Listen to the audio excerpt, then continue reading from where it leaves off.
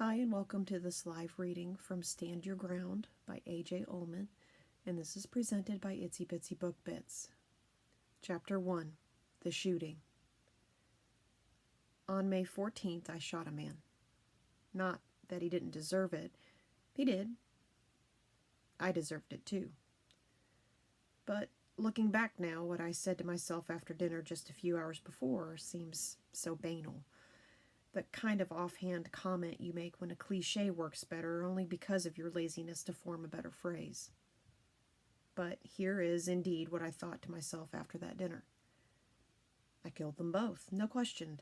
DOA. Blew them away and they didn't even know it. In the annals of pre-partnership dinners, this one would go down in history. For decades to come, people will talk about my performance. I was so pumped. I just knew they would have a fat sealed envelope on my desk the next morning enclosing terms and a draft of the agreement that would make me an equity partner at Winchester and Pike. Wynne herself smiled more than once at dinner. Yes, the old battle axe herself, chair of the corporate department and the best damn lawyer in town, daughter of the firm's founder, Chet Winchester, actually smiled at me. Her old man, Chet, back in the day, in that generation he started the firm, watched it grow, and then left to become a state Supreme Court justice.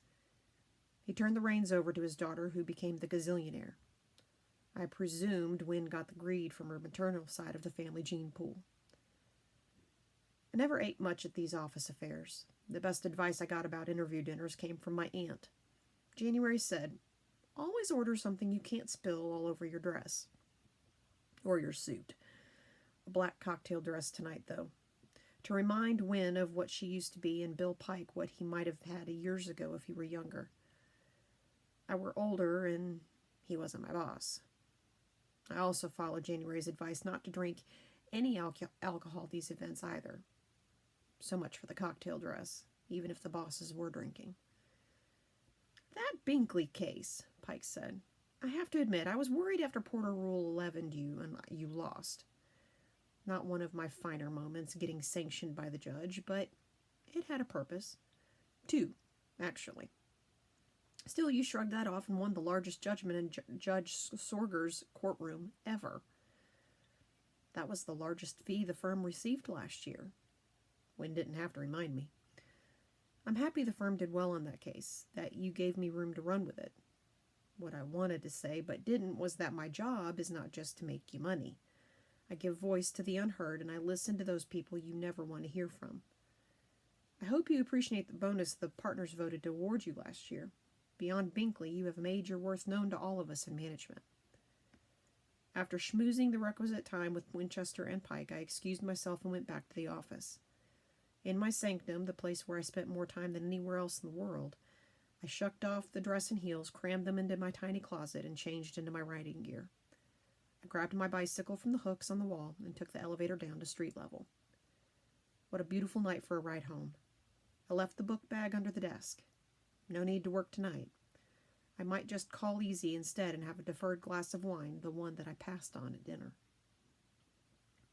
The 7-mile ride home didn't challenge me, even though most of it was uphill from downtown. With all the traffic lights and stop signs, I never really could get into the rhythm of a riding. But I ride every day, weather permitting, and despite the fancy dinner, no respite. I didn't feel quite as good if I didn't get a modicum of daily exercise. I didn't do anything to excess, except for work, exercise, and sometimes sex. The first two were givens. Sex in the age of Tinder and Bumble was a blessing.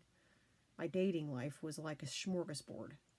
I could have a different manwich every night if I wanted. I thought I was developing carpal tunnel. I've swiped left so many times.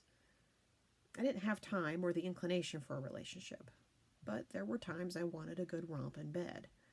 Swipe, screw, leave was my mantra, and it worked well.